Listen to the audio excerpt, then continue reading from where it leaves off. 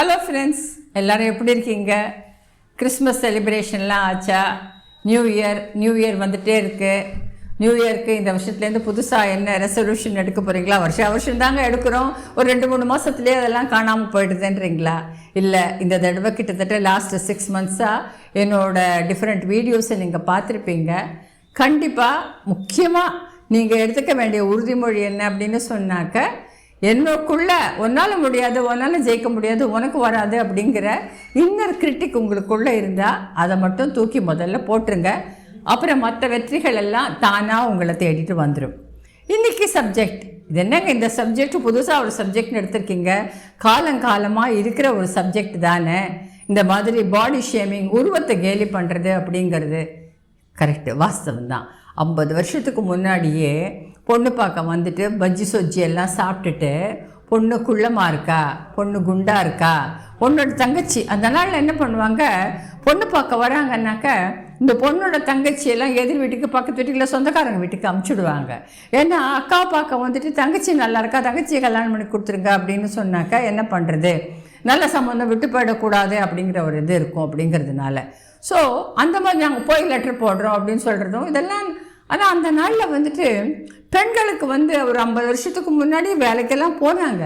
But இந்த அளவுக்கு எக்ஸ்போஷரோ ஒரு டென்ஷனோ கிடையாதுங்கிறதுனால அந்த மாதிரி ஒரு 2 மாப்பிள்ளை சொன்னாலும் 3ஆவதாக அவங்களுக்கு ஏற்றபடி, அவங்க ஹைட்டு வெயிட்டுக்கு ஏற்றபடிக்கு ஒரு மாப்பிள்ளை வருவாங்க, கல்யாணம் பண்ணி கொடுத்துருவாங்க. வாழ்க்கை அப்படியே அழகாக ஓடிட்டுருக்கும்.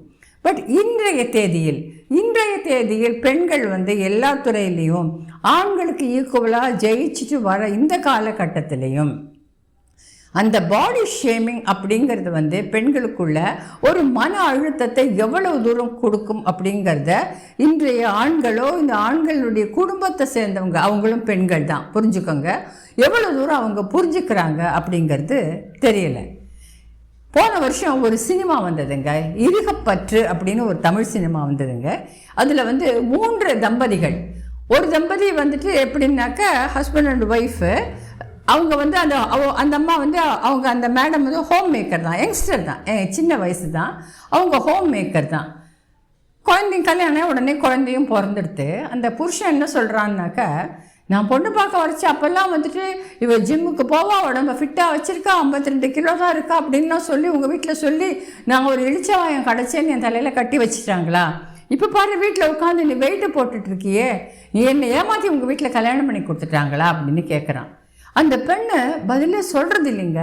இவனுக்கு காலையிலேண்டா இவனுக்கு சமைக்கிறதும், இவனுக்கு ஆஃபீஸ்க்கு பேக் பண்ணி கொடுக்கறதும், குழந்தைய கவனிச்சுக்கிறதும், வீட்டு வேலை பண்ணுறதுமா தான் இருக்கா. வாயை திறக்காமல் இருக்கா. இன்னொரு கணவன் மனைவி பொண்ணு வேலைக்கு போகிறா, ஏன்னா அவன் ஒல்லியாக இருக்கா.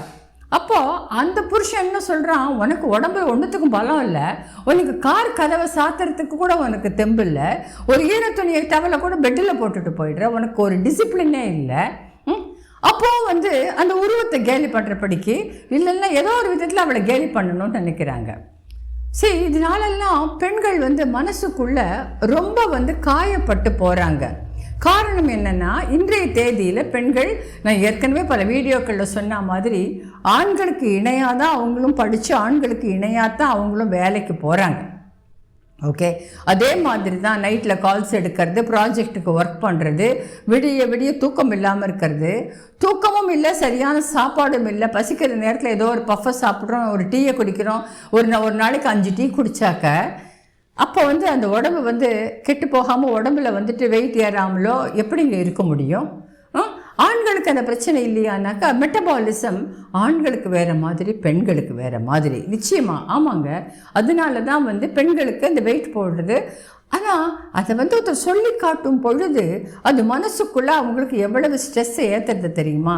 சில பெண்கள் என்ன பண்ணுறாங்க, இந்த மாதிரி ஹோம் மேக்கராக இருக்கிறவங்க இந்த மாதிரி ஹஸ்பண்ட் சொல்லிட்டான் அப்படின்ற உடனே அவங்க என்ன பண்ணுறாங்க, தன்னுடைய பிரேக்ஃபாஸ்ட்டையோ இல்லை டின்னரையோ கட் பண்ணுறாங்க.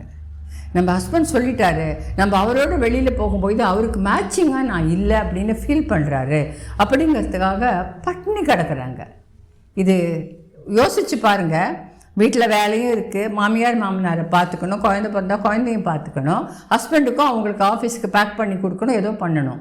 இத்தனை வேலைகளோடு இவங்க பட்டினி கிடந்தால் அந்த உடம்புல அல்சர் தாங்க வரும். அதை எந்த ஹஸ்பண்டாவது புரிஞ்சுப்பாங்களா? இந்த சினிமாவில் வந்த மாதிரி ஒரு இப்போ சமீபத்தில் எனக்கு தெரிஞ்ச ஒரு குடும்பத்தில் அந்த பொண்ணு நல்ல படித்த பொண்ணுங்க, நல்ல படித்த பொண்ணு. ஆனால் அப்பா அம்மா சொல்கிறபடி பார்த்த மாப்பிள்ளையே கல்யாணம் பண்ணிக்கிறதுக்கு சம்மதிச்சு கல்யாணம் பண்ணி வெளிநாட்டுக்கு போகிறாங்க. பையனும் இந்தியாவை சேர்ந்த பையன் தான், வேலைக்காக வெளிநாட்டுக்கு போயிருக்கான் அவன். பையனும் அவ்வளோ ஒன்றும் சாதாரண கலர் தான், மாநிறம் தான். பொண்ணு அதாவது பொண்ணு கொஞ்சம் பூசினா மாதிரி இருக்கா. ரெண்டு குடும்பங்களும் பார்த்து பேசி எல்லாம் யாரும் கண்ணை கட்டி விட்டு கல்யாணம் பண்ணி வைக்கல, எல்லாம் பார்த்து பேசி வச்சுட்டு தான் இந்த கல்யாணம் நடக்கிறதுங்க. போய் ஒரு கல்யாணம் ஆகி ஒரு 6 மாதம் தாங்க ஆகுது. அந்த பையன் வந்து எப்போ என்ன பண்ணினாலும் அப்போ இவளுடைய உருவத்தில் ஏதோ ஒரு குத்தம் கண்டுபிடிச்சி பேசுகிறானாங்க. ஃபார் எக்ஸாம்பிள், இந்த பொண்ணு ஏதாவது ஒரு ட்ரெஸ் போட்டுட்டு இந்த ட்ரெஸ் நல்லா இருக்கா, இந்த ட்ரெஸ்ஸில் நான் எப்படி இருக்கேன் அப்படின்னு கேட்டாக்க, இங்கே கொஞ்சம் சது தொங்குது பாரு, அங்கே கொஞ்சம் சது தொங்குது பாரு அப்படின்னு சொன்னாக்க அந்த பெண்ணினுடைய மனசு எவ்வளோ வருத்தப்படும். இதே நீ உங்கள் அம்மாக்கிட்டேயோ உன் தங்கச்சிக்கிட்டேயோ இந்த மாதிரி டைலாக்லாம் சொல்லுவியா? ஆக அந்த பொண்ணுடைய மனசில் ஏற்பட்ட வருத்தம், அந்த காயம், அது என்ன ஆயிடுதுன்னா அவங்களுக்குள்ள ஒரு டிஸ்டன்ஸை கொண்டு வந்துடுது. நீ என்ன புரிஞ்சிக்கவே இல்லை, என்னை பார்த்து பிடிச்சி தான் கல்யாணம் பண்ணிட்டு இருக்க. நாம் நினைக்கிறோம் இன்றைக்கு பெண்கள் எல்லாருமே அவங்க சுதந்திரமாக இருக்காங்கன்ற வந்து சோஷியல் மீடியாலாம் சொல்கிறது இல்லைங்க. 100 கல்யாணத்தில் 10 கல்யாணம் தான் ஒரு லவ் மேரேஜாவோ அதுவோ போகிறது. ஓகே, கிட்டத்தட்ட 75 to 80% of the marriages arranged marriage தான் இருக்குது. பையனும் பொண்ணும் பார்க்குறாங்க, கல்யாணத்துக்கு முன்னாடியே சேட் பண்ணுறாங்க, நேராக பார்த்துக்கிறாங்க, நிச்சயதார்த்தம் நடக்கிறது அப்படின்னு சொல்லும்போது ஒருத்தர் பார்த்துக்கிறாங்கல்ல. இந்த உருவம் எனக்கு பிடிக்காது அப்படின்னு அந்த பையன் மனசில் நினச்சா அவன் ஏன் அந்த கல்யாணம் வரைக்கும் வரான்?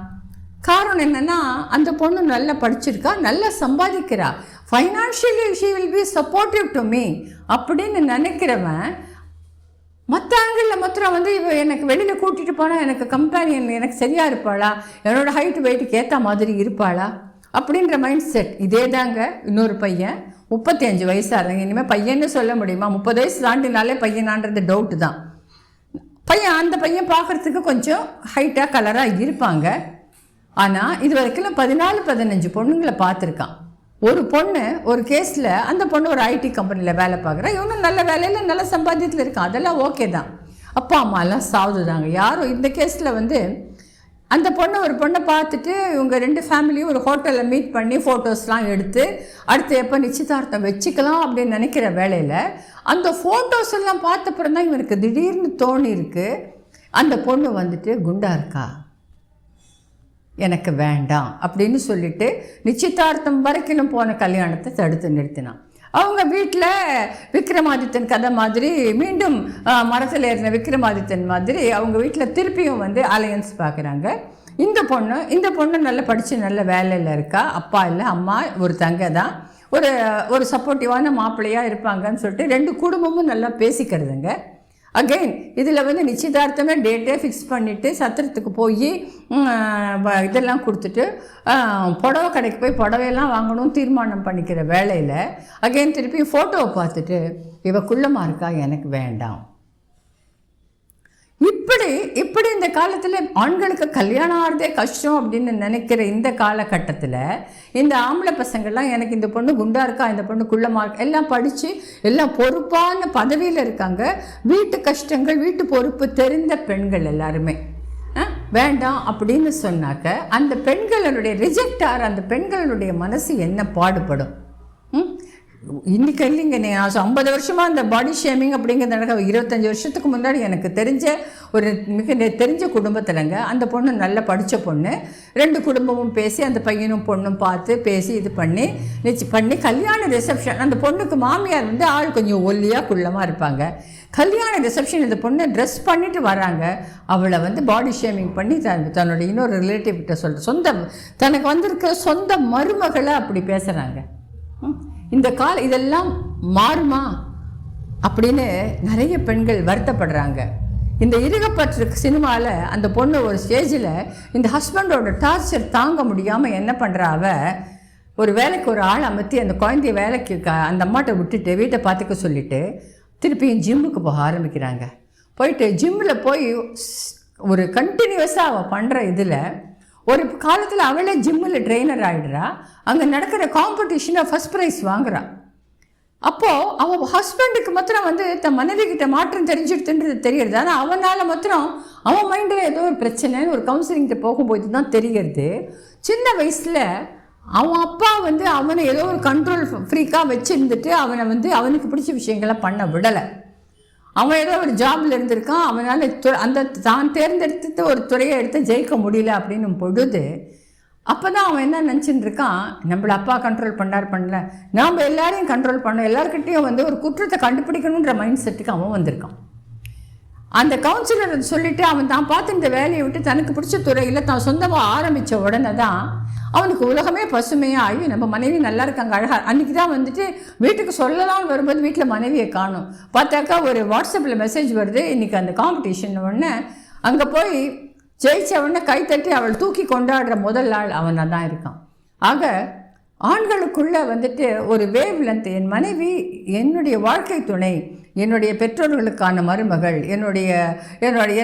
எனக்கு ஈக்குவலாக படிச்சிருக்கா, சம்பாதிக்கிறா, எனக்கு ஃபைனான்ஷியலி சப்போர்ட் பண்ணுறா, நாளைக்கு என் குழந்தைகளுடைய தாய் அப்படின்ற ஒரு ப்ராடர் மைண்ட் செட் வரணும். பெண்களே நீங்களும் வந்துட்டு வாஸ்தவம் தான். நான் அந்த ஒரு வீடியோவில் சொல்லியிருக்கேன், செல்ஃப் கேர். அதாவது உங்களுடைய உடம்பை ஃபிசிக்கல் பாடி மட்டும் உங்கள் பாடியில், emotional body, spiritual body and intellectual body. Okay, உங்களுடைய இன்டெலெக்சுவல் பாடியை யூஸ் பண்ணி நீங்கள் உழைக்கிறீங்க, உங்கள் அறிவை யூஸ் பண்ணி நீங்கள் உழைக்கிறீங்க, சம்பாதிக்கிறீங்க. ஓகே, அதனால் உங்கள் ஃபிசிக்கல் பாடி அஃபெக்ட் ஆகுது. அந்த ஃபிசிக்கல் பாடியை வந்து யாராவது சொல்லும்பொழுது உங்களுடைய இமோஷனல் பாடி அடி வாங்குறதுங்க. ஓகே, அப்போது ஸ்பிரிச்சுவல் பாடின்னும் போது மெடிடேட் பண்ணுங்கள். அந்த முத்திரைகளெல்லாம் எடுத்துக்கங்க. அதெல்லாம் எடுத்துனீங்கன்னு சொன்னாக்கா நிச்சயமாக உங்களுடைய அந்த ஸ்லீப்பிங் பேட்டர்ன், உங்களுடைய ஃபுட்டு இதெல்லாம் கண்ட்ரோலுக்கு வரும்போது தாராளமாக உங்களுடைய பாடி வெயிட்டையும் கண்ட்ரோலில் not for the sake of your husband or someone else, but for your health. உங்களுடைய ஹெல்த்துக்கு அதை உங்கள் வெயிட்டை உங்களுடைய கண்ட்ரோலில் கண்டிப்பாக கொண்டு வர முடியும்.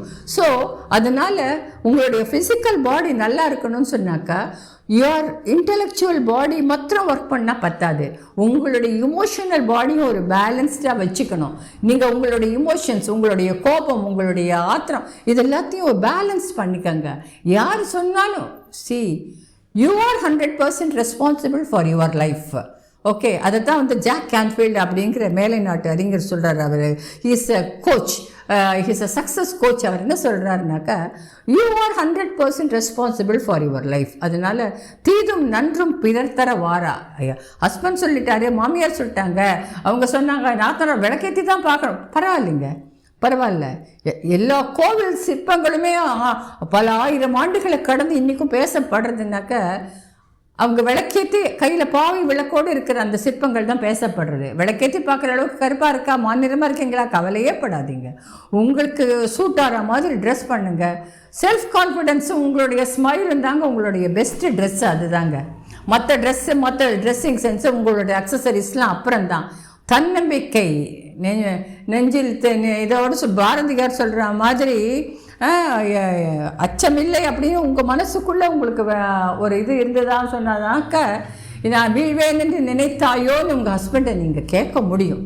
அப்படி இருந்தால் தான் நீங்கள் கேட்க முடியும். ஆக ஒரு இது கொண்டு வந்துக்காங்க. உங்களுடைய இன்டெலெக்சுவல் பாடி, ஸ்பிரிச்சுவல் பாடி, உங்களுடைய இமோஷனல் பாடி, ஃபிசிக்கல் பாடி நாளையும் ஒரு வேவ் லென்த்தில் வச்சுருந்தீங்கன்னு சொன்னாக்க you will always be successful. Wishing you all the very best. அதனால் இந்த பாடி ஷேமிங்கெல்லாம் பெருசாக எடுத்துகிட்டு மைண்டை அது பண்ணிக்காதீங்க. நான் ஜெயிப்பேன்ற ஒரு அதை மாத்திரம் நீங்கள் வச்சுக்கோங்க போதும். இந்த வீடியோ உங்களுக்கு பிடிச்சிருந்ததுன்னா அதை லைக் பண்ணுங்கள், ஷேர் பண்ணுங்கள், கமெண்ட் பண்ணுங்கள், இந்த சேனலை சப்ஸ்கிரைப் பண்ணுங்கள். உங்கள் கமெண்ட்ஸு நிச்சயமாக நான் வரவேற்கிறேன்.